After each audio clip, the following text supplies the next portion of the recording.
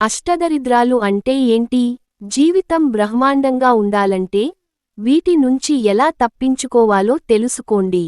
మనకు ఎదురయ్యే అడ్డంకాలను హిందూ సంప్రదాయాల్లో అష్టదరిద్రాలు అని అంటారు.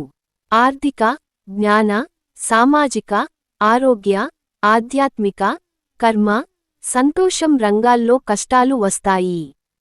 8 దరిద్రాలు అశాంతి, అసంతృప్తిని కలిగిస్తాయి.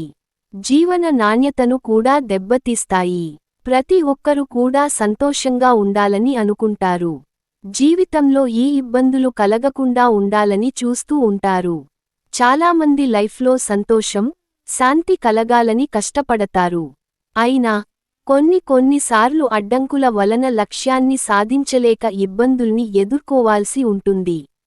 మనకు ఎదురయ్యే అడ్డంకాలను హిందూ సంప్రదాయాల్లో అష్టదరిద్రాలు అని అంటారు.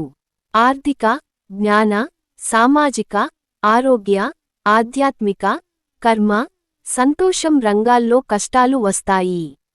8 దరిద్రాలు అశాంతి, అసంతృప్తిని కలిగిస్తాయి. జీవన నాణ్యత కూడా దెబ్బతీస్తాయి. ఈరోజు అష్టదరిద్రాలంటే ఏంటి? దీని వలన ఎటువంటి ప్రభావం మన జీవితంలో పడుతుంది?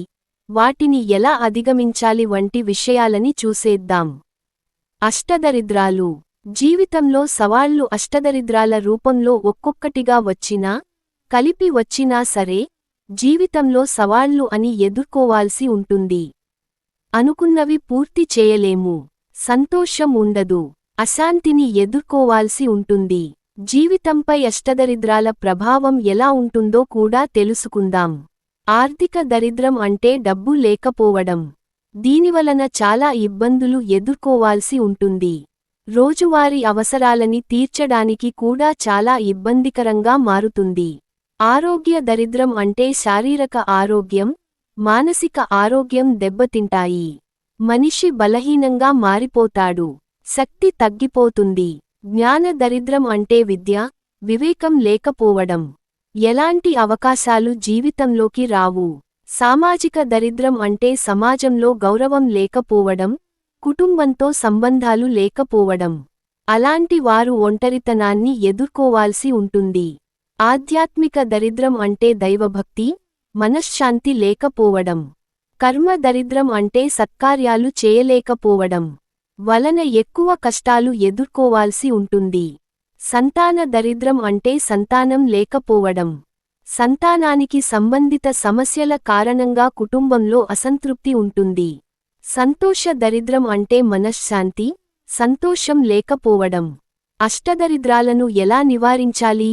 అష్టదరిద్రాలను తొలగించడానికి ముందు ఆ వ్యక్తి కష్టపడి పని చేయాలి. డబ్బుని సరిగ్గా ఖర్చు చేయాలి. ఆరోగ్యంపై శ్రద్ధ వహించాలి. జ్ఞాన దరిద్రం ఉన్నట్లయితే విద్య, జ్ఞాన సాధన చాలా ముఖ్యమైనవి. ఇతరులతో కనెక్ట్ అయి మాట్లాడుతూ ఉంటే సామాజిక దరిద్రాన్ని తొలగించవచ్చు.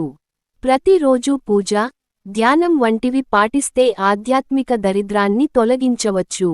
దానధర్మాలు చేస్తే కర్మ దరిద్రాలను తొలగించవచ్చు. కుటుంబంతో సమయాన్ని గడిపితే సంతాన, సంతోష దరిద్రాలను తొలగించవచ్చు.